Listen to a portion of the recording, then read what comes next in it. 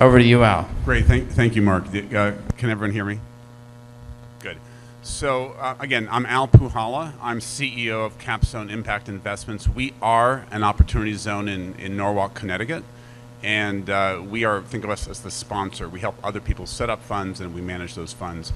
I want to say thank you to Mark for inviting me.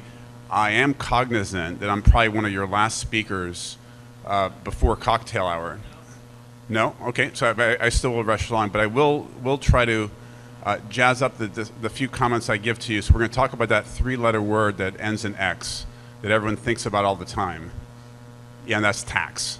And we're going to be talking about tax for a minute because opportunity zones are based on tax policy. And tax predates money. The feudal lords in England, versus getting tired of picking up pigs and chickens, they started picking up little pieces of silver and other metal for money. So tax is the basic force that drives any kind of change a government wants, positive, negative. And opportunity zones are just a tax policy. You have to think of it that way. What's different today than 3 years ago when I was running around with Mark around the country talking about opportunity zones, it's now potentially, and this is my premise, not just the best ESG scalable investment strategy, potentially the only one in America and possibly the world. The reason being, it's measurable and it's scalable. And so let me make my thesis. So stepping back, ESG is one mega trend we all know about. Infrastructure, another mega trend based on what's happening in Washington today with the bills. And I would say tax policy and opportunity zones the third. So think of it like a particle accelerator. These three sets of protons are circling, and they're going to collide in the next few months, year or two. And how are they going to collide in my view? Number one, ESG is now not just something you can talk about. If you disclose on your SEC documents an incorrect ESG approach, you get in trouble. The SEC will either punish you or potentially very much punish you. Number two, ESG is hard to do in the public markets. The negative screens of which stock actually makes it or not is very subjective. Number two, even if you're right, in 3 months when the next Q comes out, you may be wrong. The company went into another area. So the public markets, even though large and liquid, are not a good platform for ESG investing. It's the private markets. But to scale the private markets, you need to have a strategy and you need to have the ability to put a lot of money to work. So ESG has a huge tailwind, but it's going to be very hard to implement. So let's put that aside. The second point, infrastructure. Infrastructure since Eisenhower has never had the kind of focus this administration is focused on. You see Secretary Buttigieg saying infrastructure is not just building things, but it's correcting racial injustices, right? Highways went through communities that were bifurcated. We have environmental disasters based on infrastructure. So you're going to see infrastructure now within the ESG frame, but trillions of dollars in the next few years going out. So second set of protons running around the particle accelerator. And now let's get to opportunity zones. Opportunity zones are the culmination of a bipartisan effort that now after 4 years, it's showtime.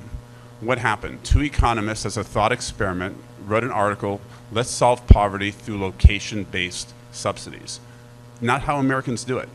Americans basically subsidize on the type of person you are. Are you homeless? Do you need Head Start?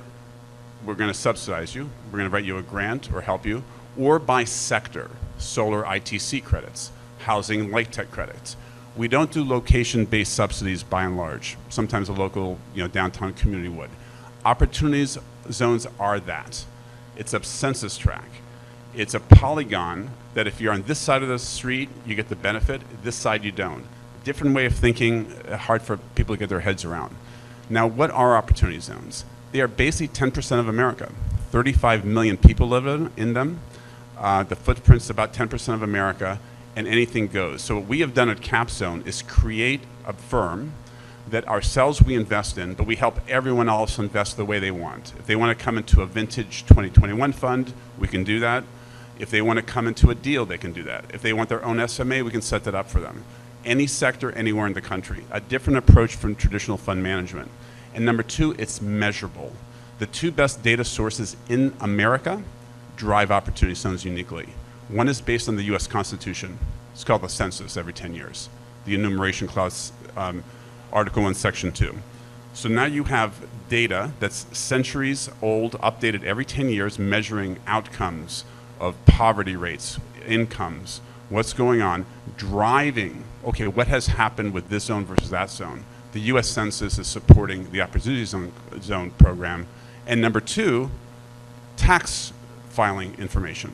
You go to jail if you lie to the IRS, as you should. So that is driving what actually happened. So those two sources come together to prove what was the social impact, what was the S in ESG. And we ourselves at Capstone also do the E correctly. We're working on solar and clean data centers and wind and operating companies. But you will see so much happening with Opportunity Zones, I believe, over the next few years. It will make such a difference because it brings the public and private together. It brings it across sectors. And we think it has a holistic solution for these communities. I'll stop. Well, so one of our companies, I don't know where I should be. Should I stand over here?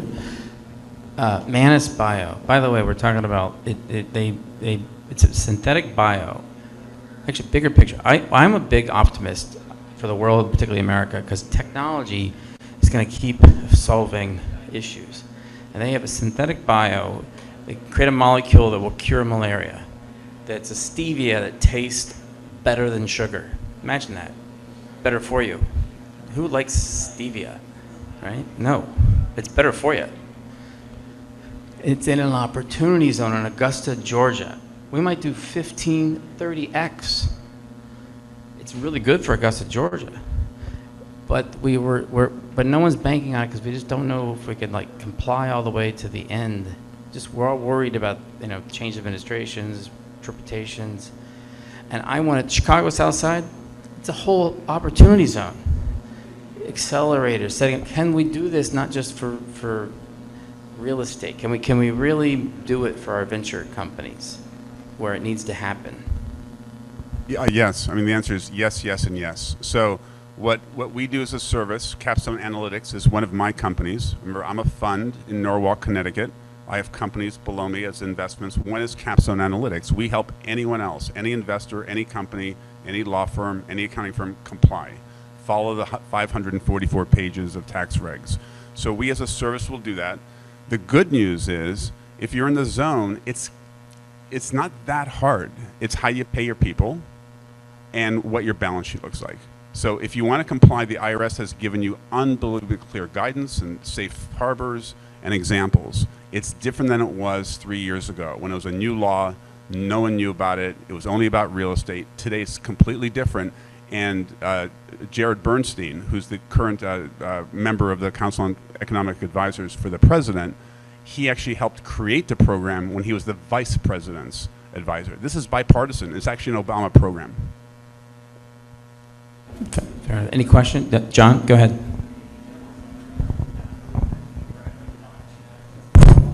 So we did a lot of research on opportunity zones, and you were talking about venture. And two questions. One, I know different states can kind of tweak it a little bit. Is that correct?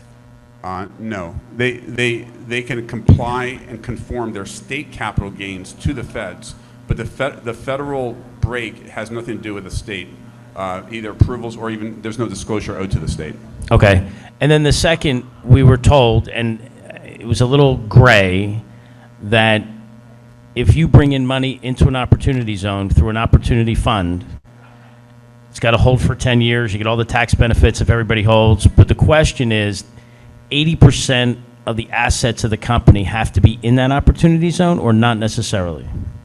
That's not the case, but you're close. So think of it this way. Tax is a box. I didn't do that great in law school, but I did get an A from Marty Ginsburg, Ruth's husband, in tax at Georgetown. So that's my one claim to fame. I think the only A I ever got in law school. So I'm a tax geek. That's what I think about. Tax is a box. You just have to follow the rules and check the boxes. So the three boxes are you an investor with a good gain, short-term, long-term, you can be a corporation or a person. Within 180 days, put it into a fund. Your fund, someone else's fund, commingled, it doesn't matter. If you don't use it, you'll lose it forever. So that's why this is it's a rolling set of gains. If you control the exit and you have the money, 180 days, you have to make a decision. If you don't invest it, you've made that decision not to use it. Now, once the fund gets the money, let's say you give it to my fund, to Goldman Sachs's fund, there are about a couple thousand funds now out there. That fund only has one rule, really, big rule. 90% of its assets have to be in good property, which is the lowest and third row down. So what is good property? Directly held, a piece of land or inventory, or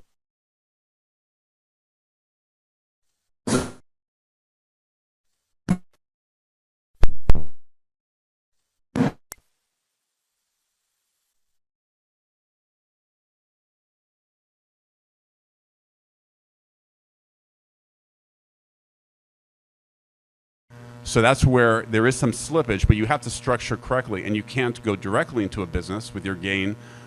The other rule is half your payroll has to be paid to people in one or more zones, either by hours or aggregate dollar payroll. If you follow those two main rules, you're pretty good.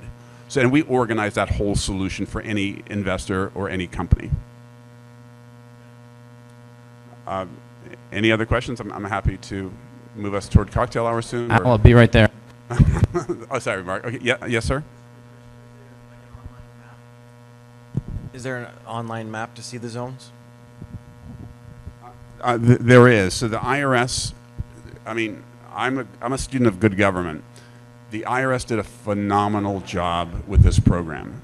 They took a 15-page law that was aspirational, that was stuffed into the tax bill in 2017, and they wrote such clear guidance to have you get it done right. One of the things, they do have a map on the IRS frequently asked questions. If you go to our website at capzoneimpactinvestments.com, we have an interactive map. You just have to put in the address, and if you're green, you're good. If you're not, you're not. So you can just, happy to have that circulated. But we'd like to have everyone have the information so that they can decide. The first step is, am I in the zone? And the second step, do I structure my investment to be compliant? You're tested every 6 months over the 10 years. The good news is, if you put $1 in a fund, you don't pay tax on that dollar for 5 years, time value of money for your 20 cents or more. You take 10% off that tax, so you pay 18 cents, not 20. So on your old gain, you're already getting benefits, right? Time value of money and abatement. And the dollar that goes into the investment, after 10 years, you can take it out earlier, you just don't get the forward break. After 10 years, any gain on that dollar is tax-free. The dollar hits a triple, $2 tax-free. The dollar hits Google, $1,000 tax-free.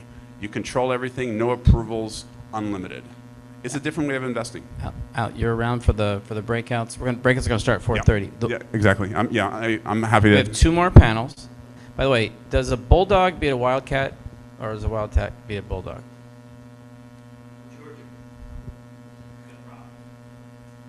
Heath Bulldogs, Newark Wildcats. That's right. We're both from the So- same little town in Ohio, and it's surprising how it's and it's in a zone, by the way.